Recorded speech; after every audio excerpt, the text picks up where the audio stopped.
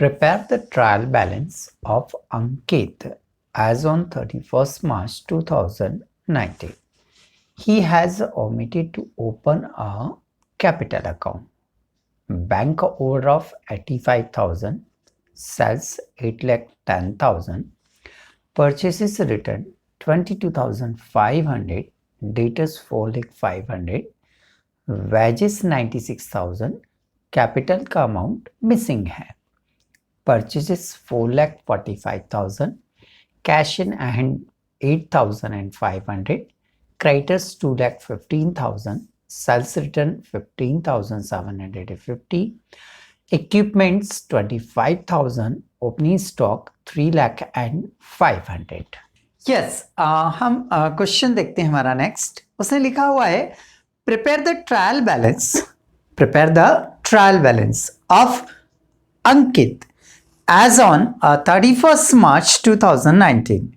He has omitted to open a capital account. Means वो ये बोलना चाह रहा है कि कैपिटल अकाउंट का अमाउंट जो है वो लिखना भूल गया, तो वो हमें निकालना है और उसको लिखना है, फिर ट्रायल बैलेंस बनाना है. चलिए देखते हैं. देखिए, जब भी आपको ट्रायल बैलेंस बनाना हो तो सबसे पहले आप एक काम करिए, सीक्वेंस से जितने भी नाम दिए हैं उन्हें सीक्वेंस से एक के नीचे एक लिख दीजिए. बस इतना सा काम करना है आपको. फिर आपका काम इतना सा रह जाता है कि किस के अमाउंट को डेबिट साइड लिखना है और किस ट्रांजैक्शन के अमाउंट को क्रेडिट साइड लिखना है. बस इतना सा काम रहता है हमारा. सबसे पहले जो नाम दिए हैं ना उसने अकाउंट्स के, उनको बिल्कुल सीक्वेंस में जैसे मैंने लिखे हुए हैं लाइन से एक के नीचे एक क्या करते जाइए, आप लिखते जाइए. तो इतना तो हमें कॉपी कर लेना है. अब हमें समझना क्या है कि किसका अमाउंट मैं डेबिट साइड लिखूंगा. अमाउंट दिया उसने, अमाउंट दिया हुआ है, तो हमें यह डिसाइड करना है कि वो अमाउंट डेबिट साइड आएगा या वो अमाउंट क्रेडिट साइड आएगा. इतना सा डिसाइड करना है. तो चलिए, सबसे पहले तो हम जल्दी से क्या करेंगे, सारे नाम लिख लेते हैं.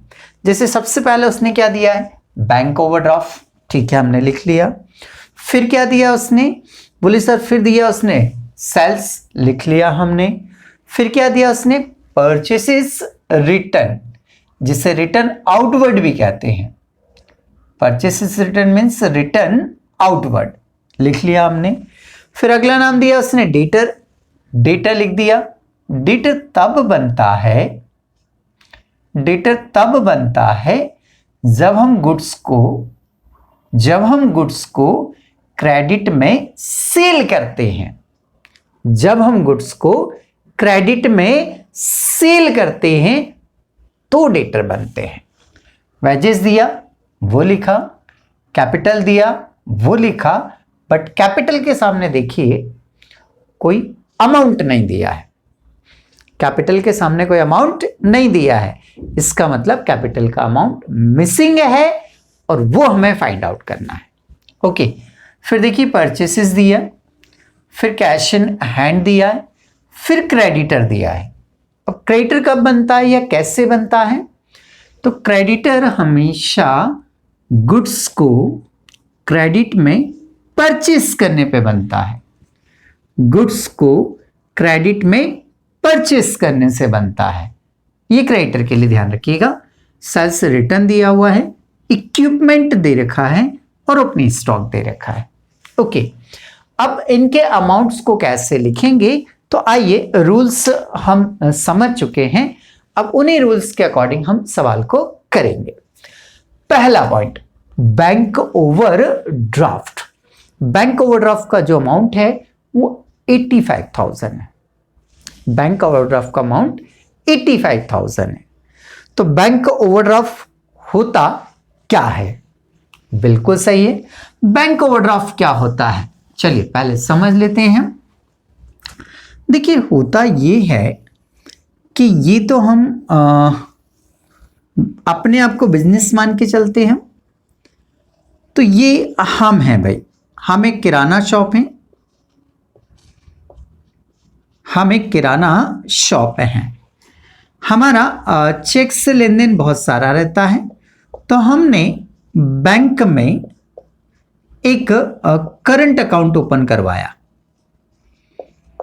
बिजनेस के जनरली करंट अकाउंट होते हैं, तो बैंक के अंदर हमने एक करंट अकाउंट ओपन कराया। करंट अकाउंट में ये फैसिलिटी होता है कि दिन में कितनी बार भी पैसा डिपॉजिट कर लीजिए या कितनी बार भी पैसा विड्रॉल कर लीजिए। तो ये बिजनेस में जनरली होते रहता है, तो उसके लिए फिर हम करंट अकाउंट ही ओपन करवाते हैं। करंट अकाउंट में बैंक हमें एक फैसिलिटी और भी देती है। क्या फैसिलिटी देती है बैंक? बैंक फैसिलिटी ये देती है कि हमारा जो पैसा बैंक में डिपॉजिट है, हमारा जो अमाउंट बैंक में क्या है, डिपॉजिट है, मान लीजिए 40,000 डिपॉजिट है, और हमने किसी पार्टी को चेक इश्यू कर दिया। मान लीजिए सपोज 50,000 का चेक इश्यू कर दिया, ये काट दिया भाई हमने चेक। अब ये पार्टी चेक का पेमेंट लेने कहां जाएगी? बैंक में जाएगी। तो बैंक का जो एम्प्लॉय है वो हमारे अकाउंट का बैलेंस चेक करेगी, कितना है 40,000, ऐसे मन से लिया मैंने, है ना। कितना बैलेंस है हमारे अकाउंट में? 40,000। और हमने चेक कितने का इश्यू कर दिया? 50,000 का। तो बैंक क्या करेगा, ये 50,000 के चेक का पेमेंट कर देगा। अब बैंक ने पेमेंट कर दिया, हमारे खाते में तो 40 ही थे, 50 का पेमेंट कर दिया। तो कितना एक्सेस पेमेंट बैंक ने कर दिया? बोले सर बैंक ने 10,000 का एक्स्ट्रा पेमेंट कर दिया, हमारे खाते में अमाउंट नहीं था फिर भी पेमेंट कर दिया। बोले सर ये फैसिलिटी सबको रहती है क्या? सबको ये फैसिलिटी नहीं होती है।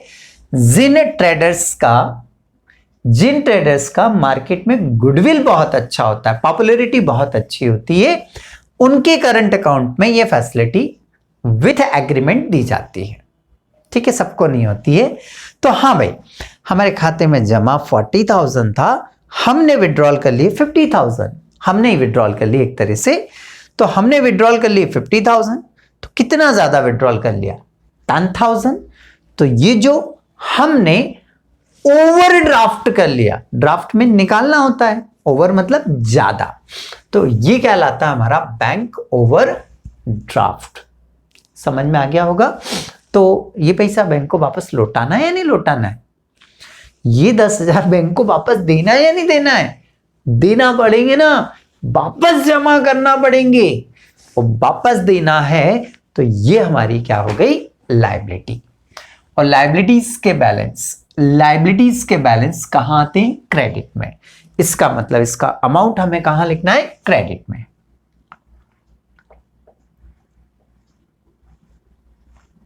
ये 85,000। सेकेंड, सेल्स गुड्स का ही होता है। हाँ सर, गुड्स का होता है।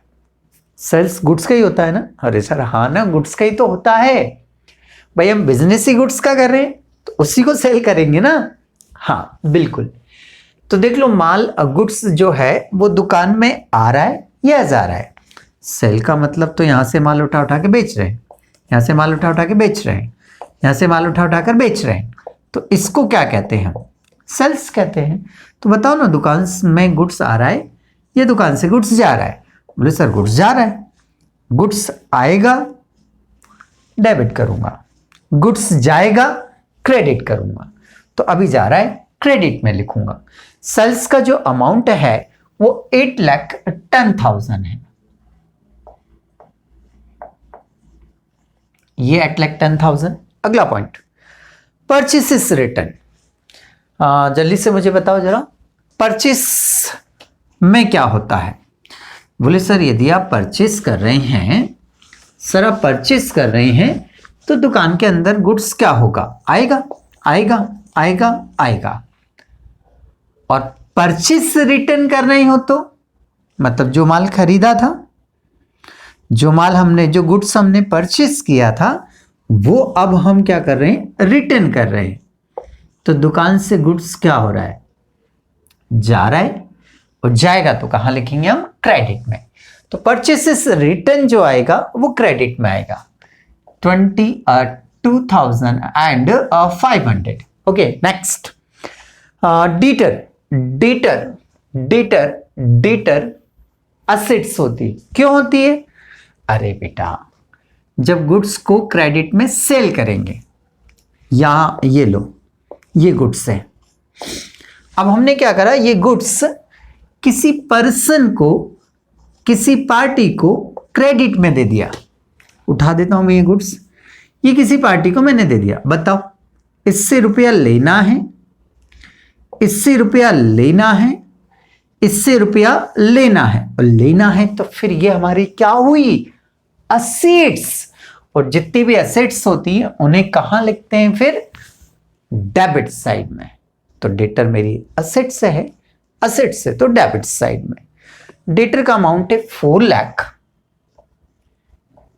एंड 500, ये 4 लाख 500। Next, wages 96,000। एक्सपेंसेस हैं जो सर्वेंट हमारे यहां जॉब करते हैं, उन्हें हम वेजेस दे रहे हैं, देंगे ही ना, तो दे रहे हैं तो वो हमारा एक्सपेंसेस हो गया, डेबिट में आएगा। कैपिटल हमारी लायबिलिटी होती है, कैपिटल हमारी लायबिलिटी होती है। चलिए इसके बारे में भी थोड़ा सा डिस्कस कर लेते हैं।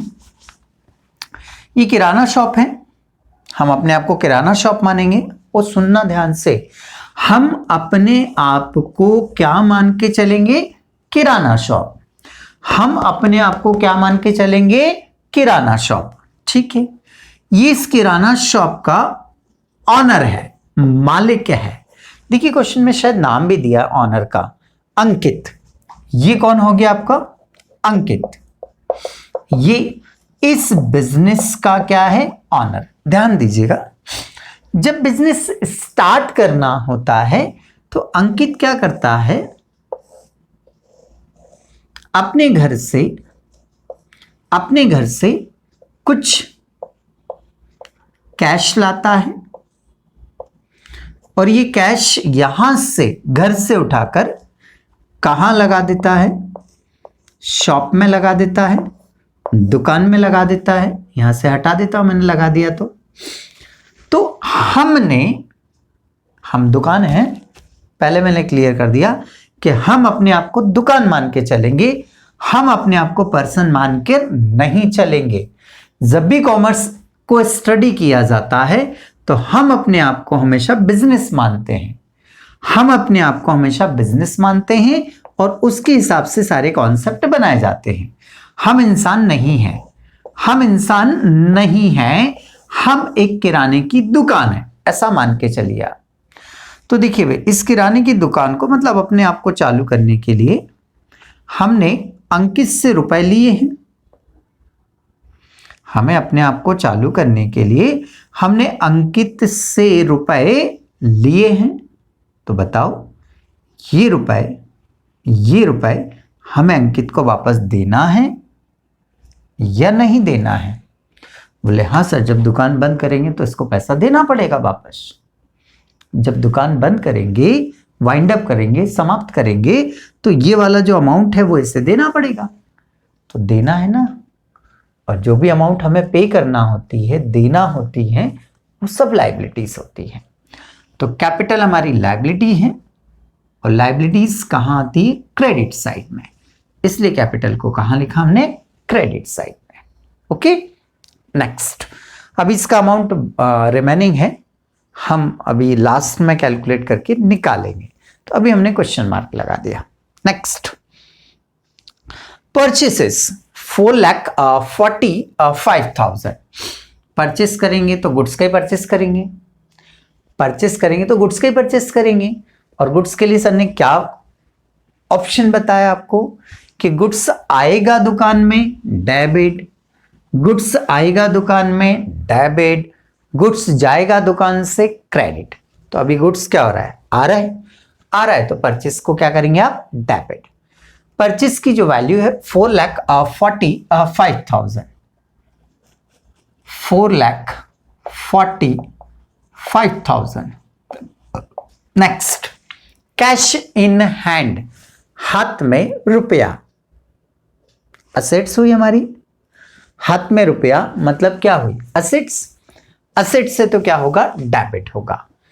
कैश इन हैंड आपका जो अमाउंट है वो 8,500। हाँ, तो क्रेडिटर्स मतलब ये हुआ कि इनसे हमने क्रेडिट में गुड्स परचेस किया है, और जब क्रेडिट में गुड्स परचेस करेंगे तो इन्हें पेमेंट देना पड़ेगा।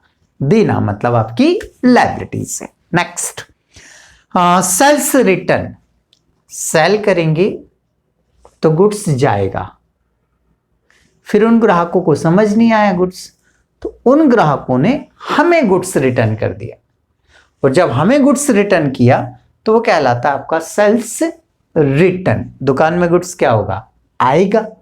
दुकान में गुड्स क्या होगा, आएगा। आएगा तो फिर हम क्या करेंगे, debit. 15,750 means 15,750। Next, equipment. Equipment जो होते हैं अब वो आपके असेट्स होती हैं।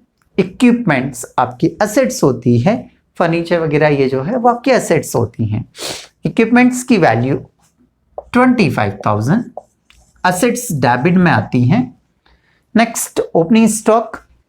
ओपनिंग स्टॉक भी डेबिट में आता है, ये लिखा आपने डेबिट में क्योंकि ये हमारे पास माल रखा हुआ है। ईयर के स्टार्टिंग में इतना माल हमारे पास रखा हुआ है दुकान में, तो ये डेबिट आएगा। ओके, बस और कोई कंटेंट उस क्वेश्चन में दिए नहीं है। टोटल लगाएंगे। सबसे पहले हम क्या करेंगे, डेबिट की टोटल लगाएंगे। 12,91,000, 12,91,500। ये कहां की टोटल है, डेबिट की। क्रेडिट साइड की क्या लगा लेंगे हम, टोटल 1132,500। डेबिट ज्यादा है, क्रेडिट क्या है, कम। डेबिट ज्यादा है और क्रेडिट क्या है, कम। लेस कर लीजिए, 1,59,000 का डिफरेंस आ रहा है। 1,59,000 का क्या आ रहा है, डिफरेंस। ये जो डिफरेंस आ रहा है ना बच्चों, ये अमाउंट आ जाएगा क्रेडिट में। कहां आएगा, क्रेडिट में। और किसके सामने आ जाएगा, कैपिटल, क्योंकि यही अमाउंट आपका क्या है, मिसिंग है। तो ये कैपिटल का अमाउंट हमने कुछ इस तरह से फाइंड आउट किया। ठीक है, अब मैं दोनों साइड की टोटल लगाऊंगा तो यहां डेबिट में भी आ जाएगा 12,91,500, क्रेडिट में भी अब हो जाएगा 12,91,500, और यहां आकर आपका ये क्वेश्चन क्या हो जाएगा, कंप्लीट हो जाता है।